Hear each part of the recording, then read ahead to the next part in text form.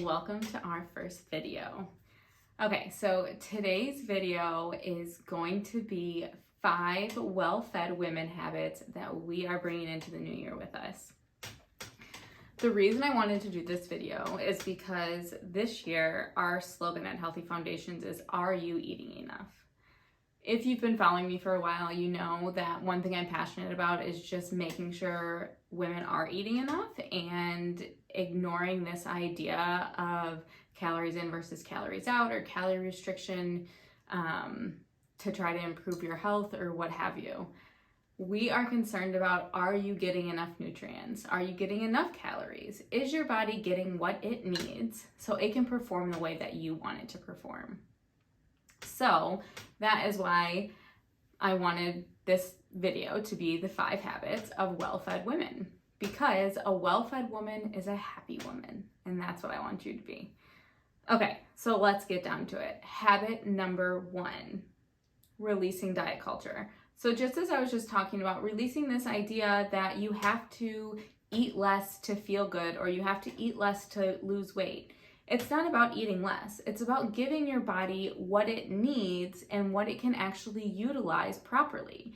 If you're giving your body whole foods, if you're giving it good sources of protein and fat and carbohydrates and good ratios, your body is going to know what to do with that, and it can release extra weight. It can properly convert your food to energy. It can properly get the nutrients to the cells that they need, and then the cells can be rock stars and create all this wonderful energy for you. Okay, and the food that we eat can also help, create our organs or repair them or heal them. So the food that we eat is so important. It's not just about weight loss. So this year we're really releasing those diet culture habits of starving ourselves, of trying to stay under a certain amount of calories each day. We are embracing being well-fed women and what that means. The next thing we're doing as a well-fed woman is getting enough protein. Protein, protein, protein. If you are a woman and you're over the age of 18 to 22, protein should be something that you're focusing on.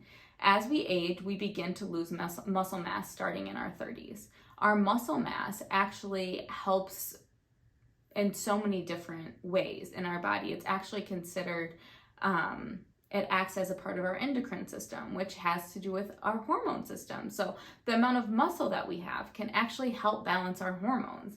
It can help with our blood sugar, which if you are anywhere near any sort of news about health this year, it's all about blood sugar. So getting enough protein to make sure that you can maintain your muscle mass is really important to your health. Not only does protein help with maintaining or gaining more muscle mass, it also helps create neurotransmitters in your brain. So it helps with your mental health. These are just 2 things that protein can help with, but they're 2 very important reasons we are embracing getting enough protein this year. The third thing we want to do is make sure that we are getting enough nutrient-dense foods. So as I was talking about previously, the nutrients that we eat actually create the cells in our bodies. Our cells make up our organs. They make up our hair, everything. Our cells are the core of every single part of our body. So we need to make sure that these cells are getting the proper amount of nutrients. And the way we do that isn't by measuring the amount of nutrients in each food that we're eating, although it is helpful to know which foods have which nutrients. So in general, you can try to balance it out. But one way to just make it easy on yourself is making sure you have nutrient-dense foods in your life. So those are going to be things like whole foods that come from the earth. So plant foods like fruits and vegetables, animal-based foods like meat, organ meats especially. Some of the most nutrient-dense foods on the planet are organ meats. Dairy from animals, making sure we're getting good quality raw, if you can, if it's legal where you are, raw dairy, also super nutrient dense. So focusing on these plant and animal foods that have a bunch of nutrients in them, naturally, when you're eating a diverse diet, it's all going to balance out, okay? So it's not something where you really need to worry about what is in each food. It's more just worrying about the diversity of the food that you're eating and if the food that you're eating is actually nutrient dense. So the more processed it is, the less nutrients it probably has. So keep that in mind when you're at the store. One way to make sure that you are getting nutrient dense foods is, if you've heard of it before, called perimeter shopping. So shopping on the perimeter of the grocery store. That's normally where you'll find a lot of plant foods, you'll find your animal foods, and more health promoting foods. The next thing we want to do is eat first thing in the morning. This year, we are not starving ourselves until 11 o'clock or noon, okay? We are eating first thing in the morning, especially if you are a cycling woman. If you still get your period and you haven't gone through menopause yet, it is so important that we're eating first thing in the morning and we're eating protein first thing in the morning. One reason for this is because first thing in the morning, our cortisol levels rise. When our bodies are hungry and they're not getting what they need, that is a form of stress on our body. So not only do we have our natural cortisol rise, which we should, that's good, it's not a bad thing, but then if we put on top of it the fact that it's not getting any food when it's sometimes the most active part of our day, that increases our stress levels to a place that isn't great, okay? And then those stress levels are just have cascading effects of many other things that we don't want to happen, that we don't enjoy. One thing can be that it will raise your blood sugar and it sends you on a blood sugar roller coaster.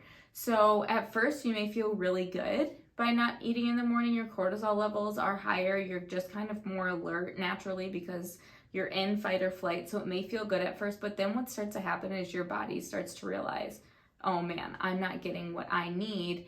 How do I start to kind of protect myself from this famine that I'm in? So then your body's going to start, in other areas, it will start protecting itself. And then that's when we start to see a lot of things like hormone imbalances, or people with a lot of fatigue and brain fog, or women who feel more anxious, or they just have mood swings all day and they're just having a hard time enjoying life. When those cortisol levels are high from our body's not getting what we need first thing in the morning, that can be a big problem. So if you are a woman, we need to be eating first thing in the morning. Again, especially if you have not gone through menopause yet, we need to be eating first thing in the morning, okay? So 2024, breakfast is a thing. The next thing we want to do is make sure that, again, we are not trying to save up our calories or having any calorie restriction. So when we do that, we, again, are putting our body in more of a starvation mode. And so this isn't just in the morning doing that, but this is if you're trying to restrict calories all throughout the day, days on end, day after day after day, if you're trying to always be in a calorie deficit. Your body's going to do the same thing. It's still going to feel like it's not getting what it needs, and it's going to start creating imbalances to try to protect itself. So your body is incredibly intelligent, and it's always trying to keep you alive. So it's not necessarily a bad thing when these things happen. It's just your body saying, hey, we're not getting enough to eat. And then things will start happening, like women can't lose weight. That's one of the biggest things that I hear from clients is, I'm eating as little as possible. I'm doing everything right, but I can't lose weight. And that's simply because your body doesn't feel safe to lose that weight because it feels like it's in a time of famine and it needs to hold on to its resources. Okay, so that's one thing that starts to happen when we have calorie restriction. The next thing that starts to happen is, again, our bodies aren't getting the nutrients that we need, because once we start skipping meals or we start trying to save up calories or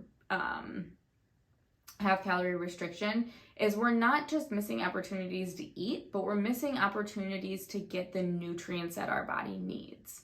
And without the nutrients, as I talked about, your body does not function properly. And then that can lead to a lot of things like having terrible PMS or having your hormones imbalanced in general, having issues with your thyroid, again, women not being able to lose weight. It may start interrupting your sleep. There are a lot of things that can go wrong if your body's not getting the calories and nutrients that it needs. So that is the last thing that we are going to be doing in 2024.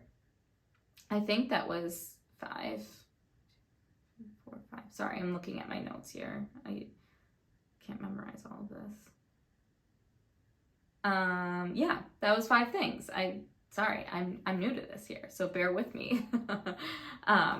So yeah, those 5 things are what we are embracing in 2024 as well-fed women. So again, those things were releasing diet culture. We are no longer following food rules here, okay? We are women who deserve and need food in our bodies without restriction. We are getting enough protein each day. We are keeping our muscles happy. We're keeping our brains happy.